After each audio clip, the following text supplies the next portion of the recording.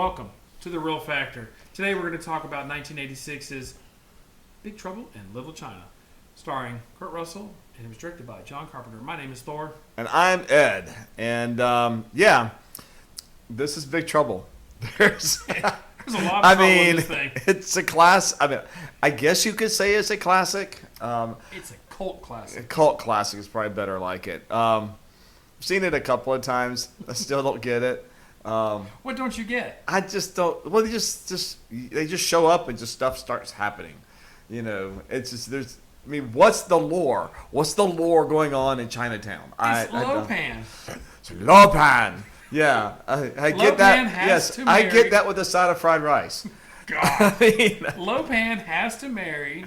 He's like immortal, and he has to marry a woman with green eyes who just happens to be coming in the town to marry the guy that Kurt Russell just happens to be a friend with. And there just happens to be a turf war going on at the same time. Welcome to the Pork Chop Express. Yeah. I'm sorry, Kurt. I know we didn't even give a synopsis. No, Kurt Russell is a truck driver of the Pork Chop Express, probably what I would consider the first YouTuber, as he is on his CB radio, just giving the stories out, just giving the stories. Yeah. Which, I'm sorry. Go ahead and give the synopsis or finish it. I'm sorry. So he's delivering stuff, and then his friend who he delivers to is getting married. They got to go pick up somebody from the airport. Yeah. She gets kidnapped. Stuff happens. They go down in the bottom of Chinatown, and it just goes. The basement of Chinatown goes on forever and ever and ever. That's all I got to say. It must open up into a pit at the bottom of the earth. Because there's a lot of wealth down there too. A lot of neon track lighting. Yeah, they must have a really great architect, designer down there. Castle of Grayskull with the skull. Yeah. With the neon lights on it. I love it. Yeah, his friend Wang, which I thought was strange. I thought he was just picking up his longtime friend. He's like, hey, I'm going to marry her. I didn't know they were like actually engaged. Yeah. Until they started like kissing towards the end. I thought he was just hopeful, like, hey, I like this woman, I want to do it. But Kurt Russell, who I absolutely love, so this is just critiquing this movie, with him going, yeah, it's the Pork Chop Express who coming at you live. I'm not even doing that. All you know is the Pork Chop Express. Yeah, there you go. And it's like, really? But then he tried to have that same voice throughout the movie, but he didn't. But when he got on the CB radio, he went back to his stage voice. His stage voice. I tell you what, I have a CB radio, and nothing irritates me more on that is when you get some chowderhead on there just holds the mic down because you can't override them. Well, you can if you're long story, but you can't override them, and they just run their mouth and run their mouth and they run their mouth, and you're on the other end going, shut your mouth. You know what you do? You change the channel. There you go. That's how you know he doesn't have a CB radio. So. Yes, there are other channels, but nobody's on them. But if you don't want to hear the one that you're hearing, just turn it off. But anyway, so you're not a big fan of this movie. I am not. No. I recognize the 80s cheese. I recognize that there's a lot of production design, and it's a little mix of sci-fi, fantasy stuff kind of going on in this. But you would expect it to almost be horror in a way with John Carpenter directing it. And I'm not trying to typecast John Carpenter, but when you have Halloween and you have The Thing, and then you follow it up, with Big Trouble in Little China. You can tell that there are some horror elements, such as some of the monsters that lurk in the shadows, even though they're not really that scary. But it's like from the 80s. We're from the 80s and all that. From Mad Balls. That's what that little face with the eyes, it made me think of that. It was like pretty cheesy. Yeah. But to me, that was unnecessary. Like all the different creatures that they had in there. They're traversing the cellars, and this spider thing just comes out and eats somebody. And everybody's kind of like, all right, let's just keep on going. You know what? Hey, bye, Wu-Tang. It was like there's just nothing really. It was like, all right, yeah, I expected that to happen, But But we'll just talk about the writing in this movie. Oh, The writing is Lord. atrocious. I'm It's sorry. So bad. It's so really cheesy, so and- cliche, so and I mean, and there's so some extra, which was unnecessary. and there's some funny or memorable lines that you can kind of quote and things like that, but they're far and few between. I'm sorry. It was just hilarious because we watched it right before we did this, and I told him, I said, this writing is just absolutely horrible. And then I go, that was one of the funniest lines. So go figure. It's whenever Kurt Russell tells Kim Cattrall, oh yeah, you can't go in there because of your face. And I know what he meant because she wasn't Chinese.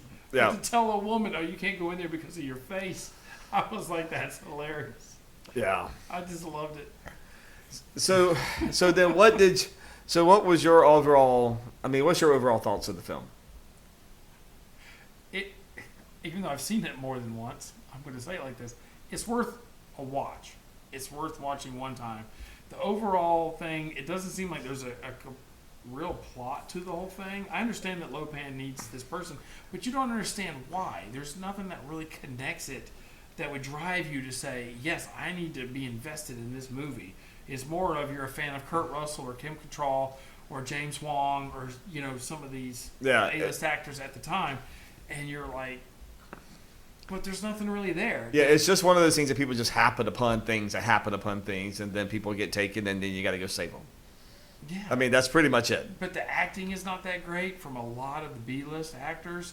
The writing is not good, like we've already talked about. Yeah, I think Kurt Russell does a good job. Kurt Russell's He does fine. great, I think but he does knows a what job. he knows what he's in. I mean, that's. Yeah. I mean, he knows he's in a cheesy, but Was this his second movie with John Carpenter? Because it was The Thing. And then, of Probably course, so. this. But Probably I don't know so. if there was another one. I don't think so. That he was in. If you know, put him in the comments right now. We're going to monitor that. I don't know if it's you. yes. But I don't know. The costume. I mean, I'll give you this. The costume design was really good. They had a lot of really good, the set pieces and all that kind of stuff. But what I still don't understand, and this is a lot of, I guess, of your 70s and 80s martial arts films, where the guy comes out and he does all of his movements, and he's taking so much time showing everybody what he can do that everybody else gets away. And I'm like, dude, when you're just go get him. Just go get him. That's all you got to do. Just go straight to do it. Yeah. And it's like, that reminds me of like Indiana Jones when the guy's doing the sword fighting. Oh, he's swinging the swords everywhere, and then he just goes, shoots him. It's like what you just said. It's like, okay, you're warming up, doing all your stuff. That doesn't impress me. I'm just gonna leave. Right. And that's what they did have at the time. It's like, I know. And they're shooting lightning, and they had those basket helmet or hats, which was stupid. The first guy, he had the same one. Like, if you have seen this, you know what I'm talking about. The three, I was gonna say the wise men, or whatever, the supreme natural warriors. Their helmets. It looks like.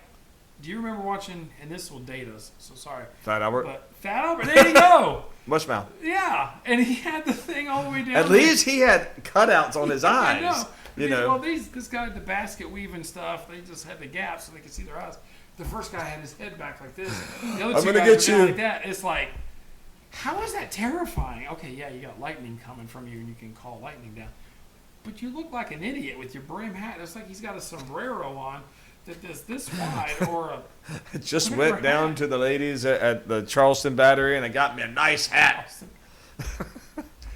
Nobody's gonna know that reference. Some people will. But. What, the 5 people that's from our friend groups that's going to watch this? Yeah, really. So anyway, but now I am a fan of Kim Cattrall, especially from the 80s with Police Academy, and then this movie, and then Mannequin Porky's. right after this. Yeah. Well, I didn't want to mention that one. But even her performance in this It's over the top. Is It's over just- the top. Yeah. And her diving into that water was just like a 5-year-old. So there's this scene where they all kind of dive into this little pool. They go through a little tunnel. And Kim Cattrall dives into the pool like a 5-year-old trying to learn how to dive. I mean, it's just like, it just goes down. I mean, it's kind of like. And what's funny, she doesn't normally have green eyes. She has like light brown eyes. But for this movie, I don't know how they made her have green eyes. But Contacts? I guess, but you got to remember this was '86. Were they really doing contacts at that time? Maybe in the movies. I don't know. But I mean, it worked. Let me just say that a woman with green eyes. I'm all about it. And Kim Cattrall with green eyes, it works. We'll just leave it at that. Yeah. So, but what do you think about? You had your main actors, like we just talked about. Yep. But what do you think about some of the B-listed actors? Well, I don't think they were that good. They were the only over the one that I top. really liked, that I wish they did more with and explained just where he was involved with the whole thing, was the bus driver. The bus driver? Yeah. I And- think he had been.